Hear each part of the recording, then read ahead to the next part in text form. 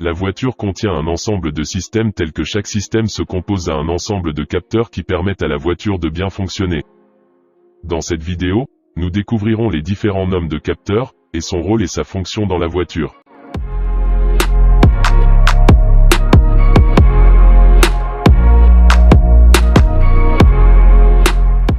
Le capteur de position de la pédale d'accélérateur.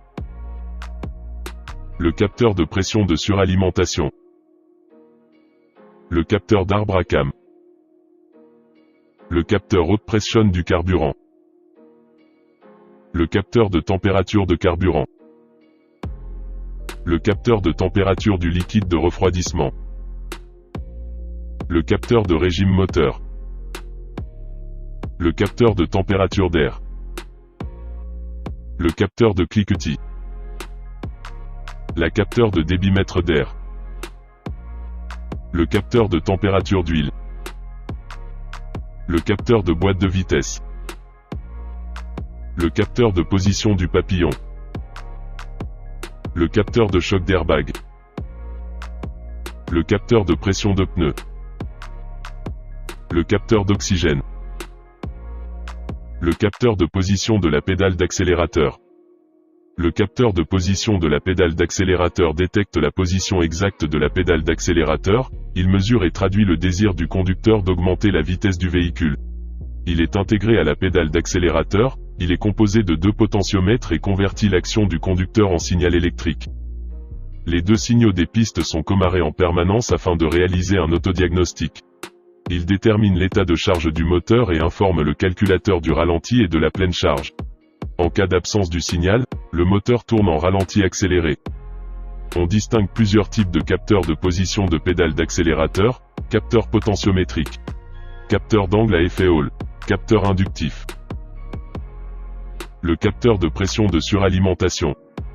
Le capteur de pression de suralimentation est situé entre le collecteur d'admission et le turbocompresseur. Il est nécessaire pour envoyer le signal à l'unité de commande électronique informant de la nécessité de l'alimentation en air au groupe de motorisation et pour contrôler l'intensité de l'opération de suralimentation. Le capteur d'arbre à cam. Le capteur d'arbre à cam ont pour fonction, en association avec le capteur de Villebrequin, de déterminer la position précise des soupapes et des pistons au sein du moteur. La combinaison des signaux des deux capteurs permet au calculateur de savoir quand le premier cylindre se trouve au point mort. Il fonctionne d'une manière assez proche du capteur d'arbre à cam, à savoir par effet Hall. C'est donc la force électromagnétique qui est employée ici. Les dents qui passent devant le capteur induisent une modification du champ magnétique, ce qui est détecté par le capteur. La tension change à chaque passage, et c'est par ces changements de tension que le calculateur est au courant de ce qu'il se passe et donc il connaît la position angulaire exacte de l'arbre à cam. Il y a un repère sur le cylindre 1 où l'on trouve alors deux dents au lieu de une. Le capteur de cliquetis. Le capteur de cliquetis se trouve sur la face extérieure du bloc moteur. Le capteur de cliquetis est composé d'un élément piézoélectrique, une masse précontrainte par un ressort et une connexion électrique insérée dans une coque en plastique. Le rôle du capteur cliquetis est de transmettre l'information des vibrations détectées sur le bloc moteur au calculateur moteur. Le cliquetis est provoqué par une combustion non contrôlée qui est appelée auto-allumage dans la chambre de combustion du moteur. Ce type de problème est donc présent seulement sur les moteurs essence. La capteur de débitmètre d'air.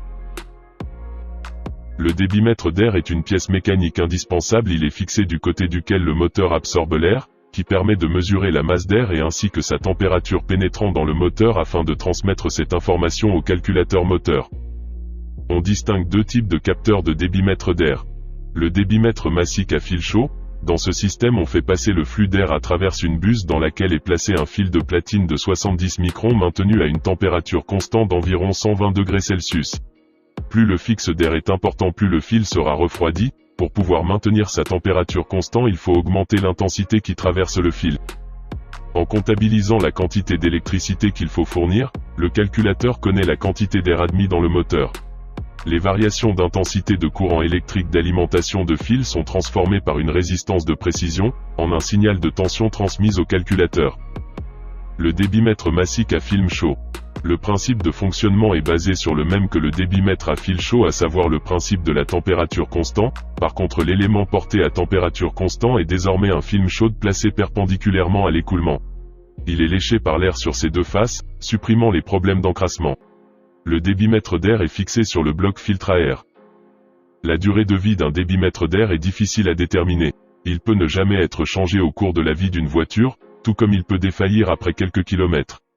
Mais on peut généralement compter qu'il faut la changer à partir de 160 000 km et 200 000 km. Le capteur de température d'huile. Le capteur de température d'huile est un élément important, sert à mesurer la température de l'huile dans le moteur. Cette information est transmise à l'indicateur de température d'huile.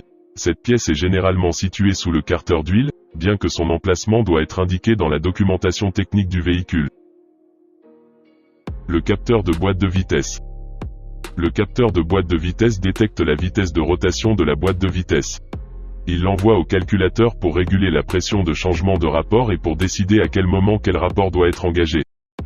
Le capteur de boîte de vitesse est fixé en face d'un couronne dentaire. La rotation de la couronne dentée produit une modification du champ magnétique qui génère une modification de la tension dans le capteur de boîte de vitesse. Le capteur de boîte de vitesse transmet les signaux électriques au calculateur. Il y a deux types de capteurs de boîte de vitesse, les capteurs actifs et les capteurs passifs. Le capteur passif est constitué d'une bobine enroulée autour d'un noyau magnétique ainsi que d'un aimant permanent. En rotation, la denture de la roue génère un champ magnétique dont la fréquence donne la vitesse de rotation de la roue.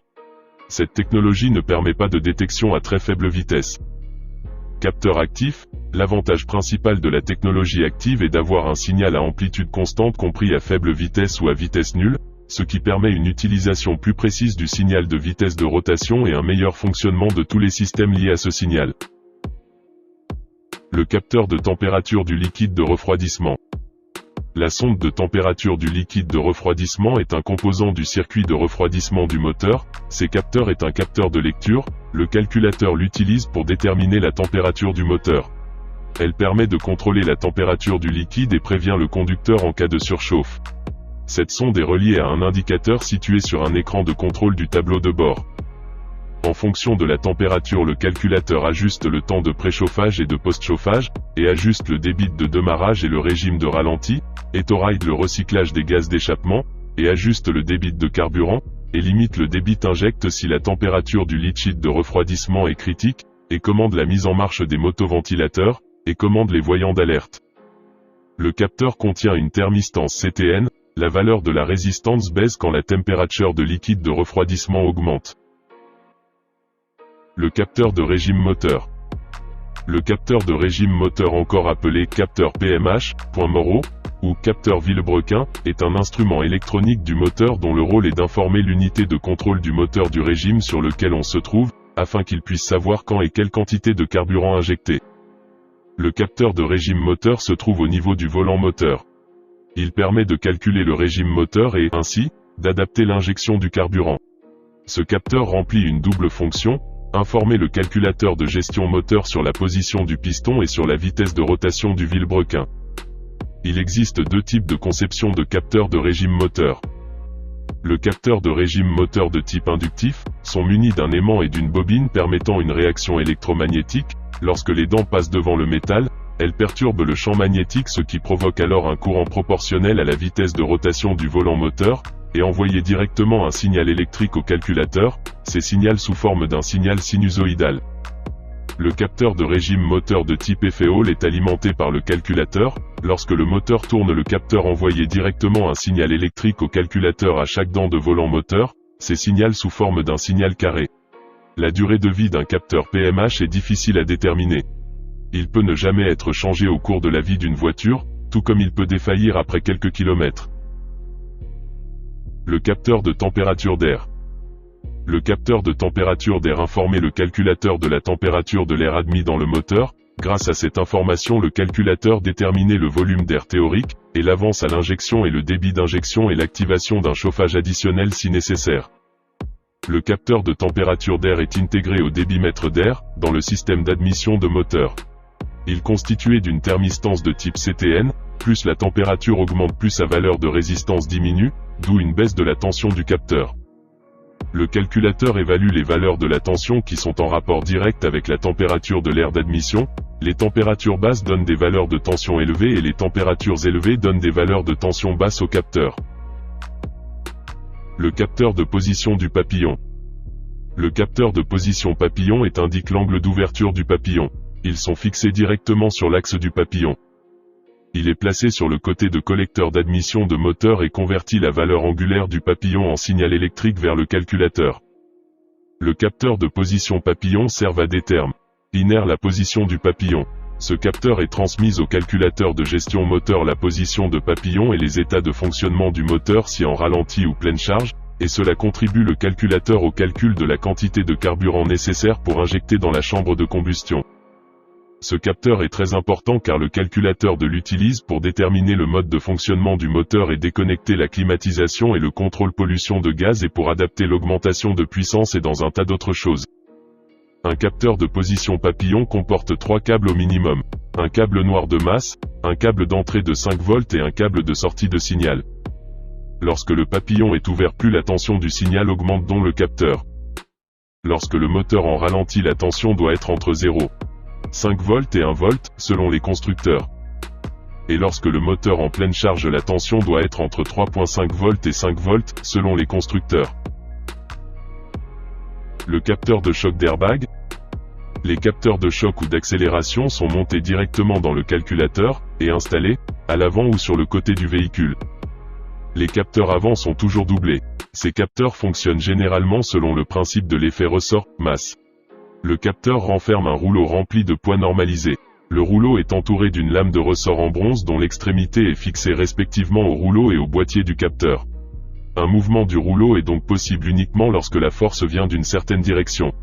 Sous l'effet d'une force, le rouleau se déplace en contrant la force du ressort en bronze et ferme le circuit électrique du calculateur par l'intermédiaire d'un contact. Le capteur de pression de pneus. Le capteur de pression des pneus est un dispositif dont la présence est devenue nécessaire dans chaque voiture. La pression des pneus est un facteur de sécurité majeur d'une véhicule. La plupart des dommages au niveau des pneus sont dus à une perte de pression, et rouler avec des pneus sous-gonflés peut provoquer un accident. Le capteur de pression des pneus permet de contrôler une baisse de pression de ces pneus sur une voiture pendant qu'elle roule. Le capteur de pression des pneus envoie à l'ordinateur de bord de la voiture des informations sur la pression des pneus par des capteurs placés à l'extérieur ou à l'intérieur de chaque roue. Le calculateur de contrôle de la pression des pneus surveille ces données et alerte le conducteur en cas de défaut du rapport de pression des pneus, ou qui sont lisibles par le conducteur sur le tableau de bord grâce à un voyant lumineux, ou sur un écran digital. Dans ce cas, le conducteur peut pomper le pneu en reliant un compresseur à la soupape. Le capteur d'oxygène. Le capteur lambda est appelé aussi sonde à oxygène. Une sonde lambda est composée d'un corps en céramique constitué essentiellement de dioxyde de zirconium ou de titanium. La plage de température de fonctionnement est comprise entre 290 et 600 degrés. La sonde lambda est installée à l'avant du pot d'échappement catalytique. Ce capteur mesure en permanence la quantité d'oxygène présente dans les gaz d'échappement. Elle envoie ces informations au calculateur moteur qui corrige la quantité d'essence à injecter en permanence, afin de maintenir constant le mélange air-carburant, correspondant à la valeur lambda optimum. La régulation de cette richesse permet de maintenir la composition des gaz d'échappement, ce qui entraîne un traitement des différents polluants, par le pot d'échappement catalytique. Le capteur haute pression du carburant. Il fixé sur la rampe commune, il est de type piézoélectrique. Il fournit une tension proportionnelle à la pression du carburant située dans la rampe afin de gérer cette pression et quantité de carburant à injecter. Son rôle est de renvoyer en permanence au calculateur un signal sous la forme d'une tension correspondant à la haute pression qui règne dans celle-ci. Le capteur de pression de carburant est constitué d'un cristal de quartz, qui va par la pression du carburant se déformer. Le quartz a une réaction piézoélectrique, d'une tension variable de 0 à 5 volts, que le calculateur va analyser. Suivant les informations qu'il a en mémoire, il déterminera la pression en carburant nécessaire. Le gasoil sous haute pression entre par l'orifice exerce une force comprise entre 100 et 1800 bars sur la membrane sensible. Sous l'effet de cette force, cette membrane se déforme, environ 1 mm à plus ou moins 1500 bars. Du fait de cette déformation, la résistance électrique des couches déposées sur la membrane varie et induit une variation de tension dans le pont de résistance qui lui est alimenté sous 5 volts.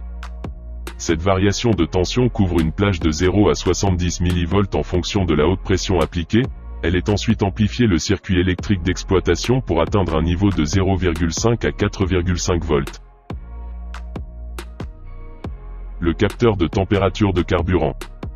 La température de carburant est très importante car la densité de celui-ci dépend directement de sa température. Il doit être connu pour pouvoir déterminer très exactement la quantité à injecter et le début de l'injection. Au plus la température du carburant est élevée, au plus sa masse volumique est faible et donc au plus la quantité de carburant à injecter sera importante.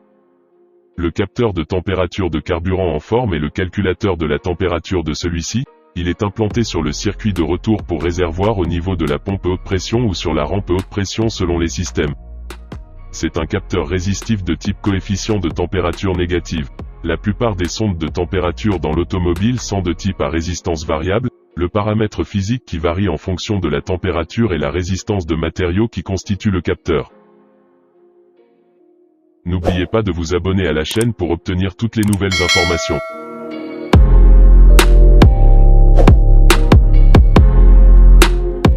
Si vous avez des questions, veuillez visiter notre site web simoauto.com. Si vous avez besoin de conseils de réparation automobile, n'hésitez pas à demander à notre communauté de mécaniciens qui seront ravis de vous aider et c'est toujours 100% gratuit. Nous espérons que vous avez apprécié ce vidéo. Nous créons un ensemble complet de vidéos de réparation automobile. Veuillez vous abonner à notre chaîne YouTube Simo Auto, et revenez souvent pour de nouvelles vidéos qui sont téléchargées presque tous les jours.